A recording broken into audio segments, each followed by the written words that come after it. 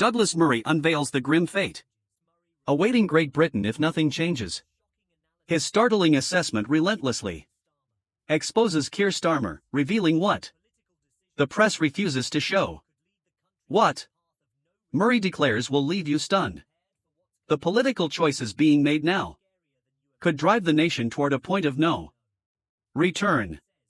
Are we ready for what lies ahead? The reality is more terrifying than you think. Britain faces rising division over immigration, with fears about unlawful entrance exploiting public services. Many people worry that newcomers without proper papers are overburdening healthcare and welfare systems, while others believe the authorities focus more on restricting self-defense than tackling the surge. Prepare yourself, because what you're about to do. It's very clear. It was actually after October 7th. I said, why are we in Britain so stupid that we allowed people like former Hamas military commander in the West Bank to live in London? Why? What did we in Britain get out of allowing terrorists to live in our midst? Why is the former deputy prime minister of Iran, who wrote the book justifying the murder of the British novelist Salman Rushdie, why did the man who wrote the book justifying and calling for the murder of a British novelist, why is he living in London? Why has he been living in London for the last 20 years? What has Britain got out of this? Why are we so crazy in Britain that we would give sanctuary to people who want our way of life over? And I've still never had a response to that question.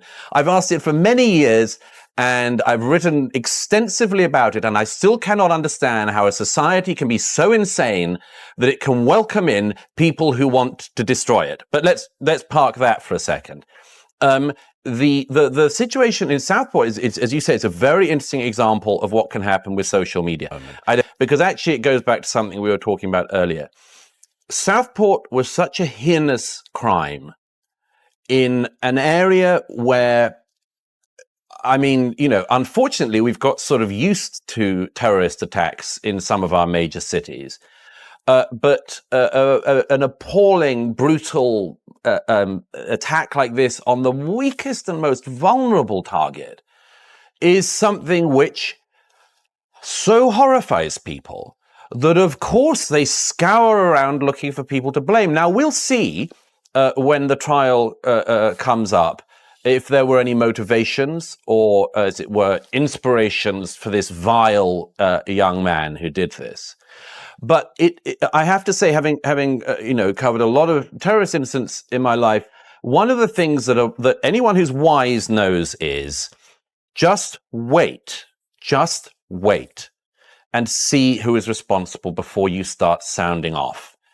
And unfortunately, there's lots of people who don't have the discipline to do that. Some people who in the immediate aftermath of something are just, as I say, scouring for people to blame. I think that there are several lessons to be taken from this, though. One is, we cannot be in a situation in our society, in Britain or anywhere else, where we are only one madman's attack from responses like this happening. I have argued for decades now that if we had a sensible asylum policy and a reasonable immigration policy, and we didn't allow thousands of people to come into the country illegally every few months, that, we could have a reasonable kind of migration policy like we had in the 1990s, when tens of thousands of people were net migration a year. We don't have that situation in Britain now. We do have thousands of people coming illegally all the time and never being returned. And we had net migration of almost 750,000 in the last year of a Conservative government that had promised in election after election to bring immigration, net legal migration, down to 1990s levels. And they didn't. Labour, Conservative, the Liberal Democrats, all in government, promised to bring down net migration and to stop illegal migration, and instead they ramped it up and ramped it up and ramped it up. The consequences of that are totally predictable. When people say now that my book, The Strange Death of Europe, was prophetic, I say it wasn't prophetic. You didn't need to be a prophet to see the loss of trust in society, the scouring around for people to blame, the much more. You didn't need to be a prophet to see that. You just had to have your eyes open and be willing to say what you saw with them. And too few people were willing to do that.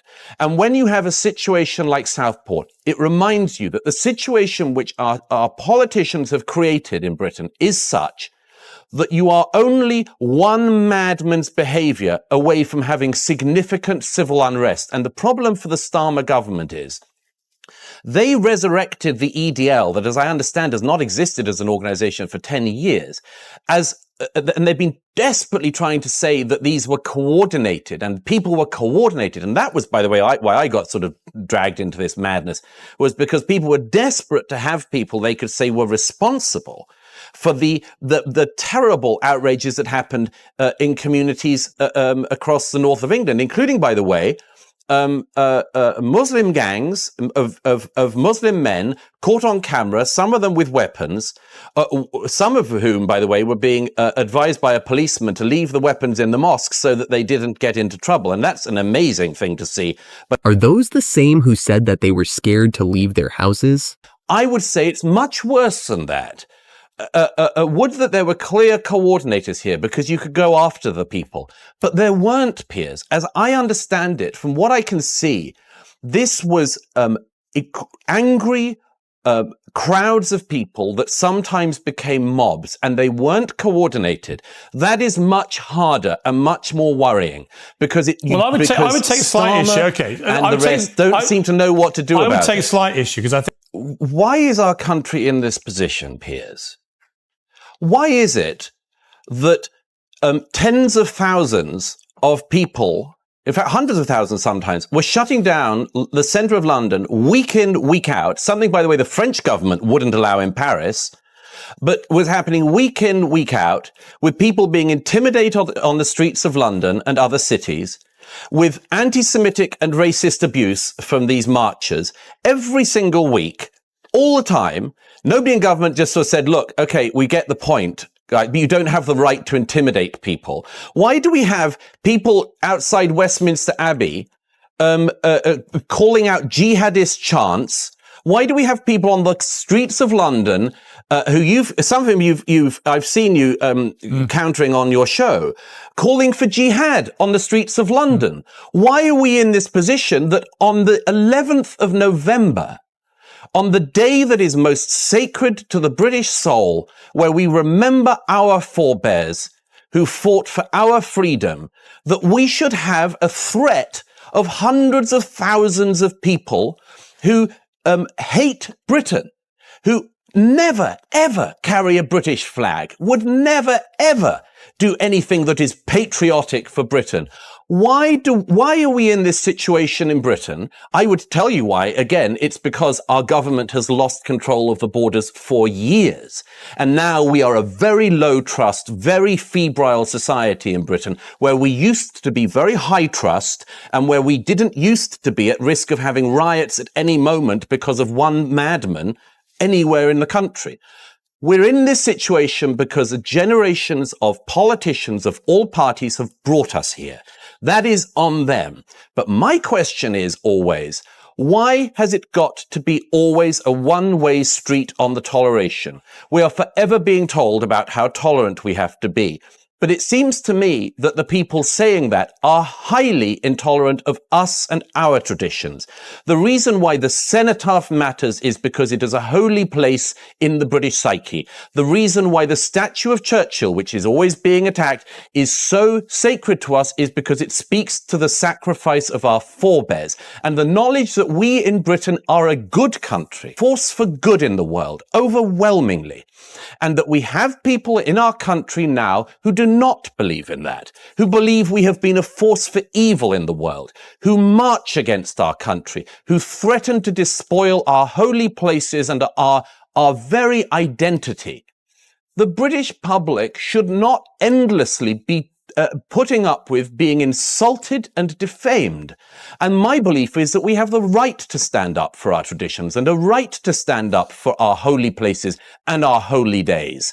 And that, and the situation we're in is that if anyone does say we must, if people are going to threaten to attack the cenotaph, we should defend it, people will say the people who defend it are far-right extremists. By the way, something they would never say against the people, the other way around, who would deface the cenotaph. So, we have been transformed as a society into an incredibly febrile, low-trust society. And as Nadim Zahawi said in the Times the other week, he wrote a piece where he mentioned me, and he said that Douglas Murray has said for years that what is now happening would happen. And as he said, I never did it in the spirit of glee. I did it in deep lamentation. I did it in deep lamentation because I could see what was being done to Britain and the British people. And I warned against it. And Conservative, Labour, Liberal Democrats, SNP and others all just merrily went along the way of making our society something different. I never wanted that. I don't think the British people wanted that. We never voted for that. When we were asked whether we wanted it, we said no. And they didn't listen. So we'll see what happens in the years ahead. And we'll see if Starmer and co have any idea of how to solve the problems that generations of politicians have caused in Britain. But no, I did not want to be in a society in Britain where we have jihadists living in our midst, where we have terrorists that we welcome in, where we give every advantage to people who hate us, or at the very least do not like us. I never wanted that to be the case. I'm extremely sad that it is the case. I'd love to see it turned around. I know how it could happen. I have very low belief that we have anyone in charge in Britain who knows what to do about this. But it's a problem they've brought on our society.